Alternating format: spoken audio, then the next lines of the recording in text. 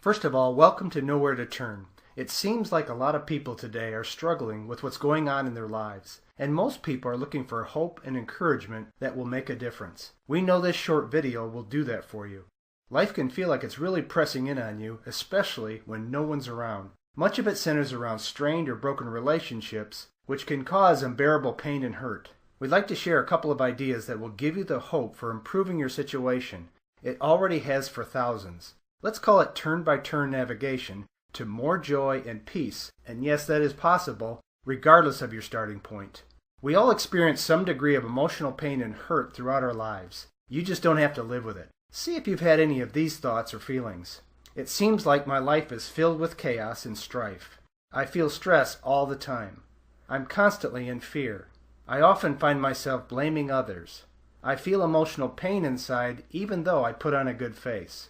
I feel empty and alone, a real sense of loneliness. There's drama everywhere. Too often I'm upset with people and I feel resentment. I have no peace or joy in my life. I find myself drinking more frequent to medicate, or more than I used to.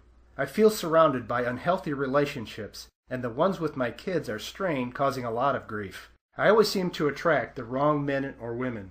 My marriage sucks. It's a constant battle. We can't resolve conflict. We always seem to escalate arguments and then walk away. If you're struggling with any of these feelings, you're not alone. Life hasn't turned out like you hoped it would. Hope for improvement is dwindling, and you feel no one would really understand you anyway. To sum it up, you feel brokenhearted, or at least that's the conclusion I came to. I'm a guy in his late 50s. I've felt a lot of things you felt to one degree or another. It felt like I was bailing water every day out of my boat because I could never get to plugging the leaks. Also, I've talked to enough people to see it with everyone I meet. In fact, I heard a stat the other day that 90% of marriages are unhealthy.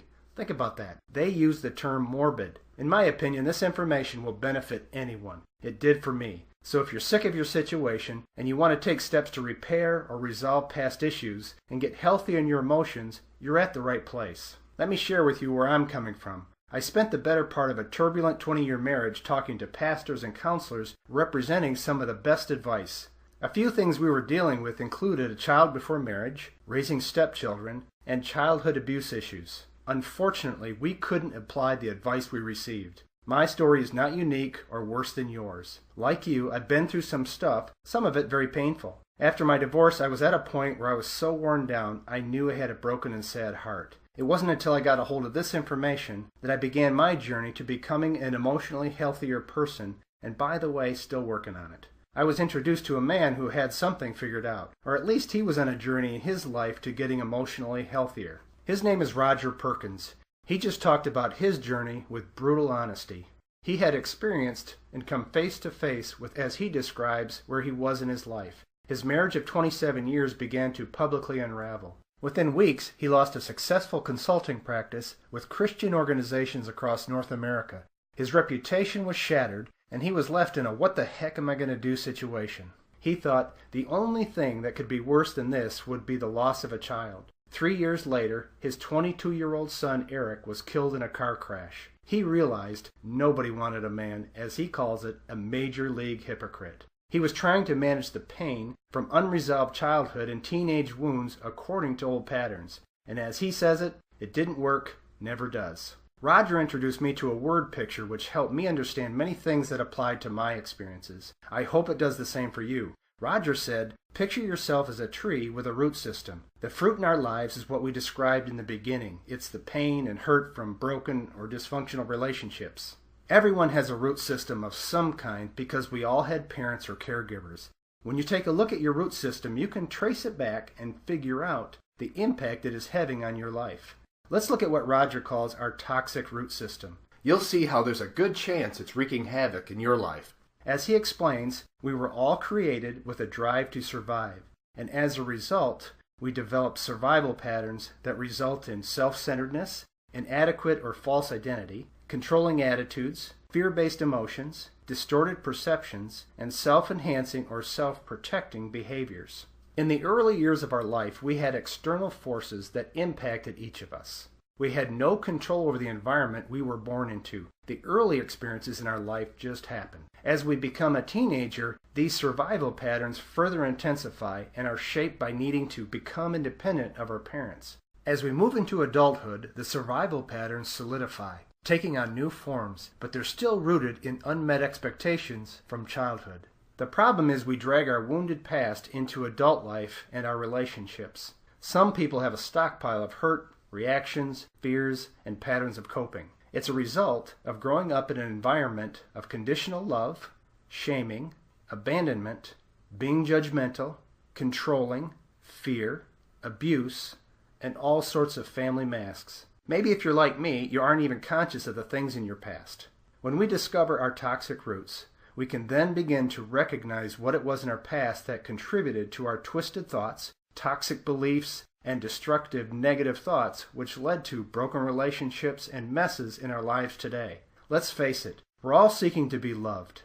The confusion comes when you try to define what that means. As Roger says it, the problem is human love is little more than animal love. It's conditional and shallow, which means we love others as long as they are nice to us. This isn't love at all, it's a transaction. This places all human relationships at risk, and consequently, it's where a lot of heartache occurs. I want to stop here and make a very important point. Your root system is not your fault, but you're not looking to become a victim. Let me say that again. Your root system is not your fault, but you're not looking to become a victim. Like we said, as you discover your root systems and the impact it is having, you can then take steps to heal from the inside out. Healing the pains and hurts from the past will help you develop a more healthy heart and emotions. Then you'll be able to unconditionally love others, forgive others, gain acceptance, control your thoughts so you have clearer thinking and healthier emotions. What follows is producing better fruit like less stress, less drama, and making healthier choices. And then you'll begin to experience more peace and joy.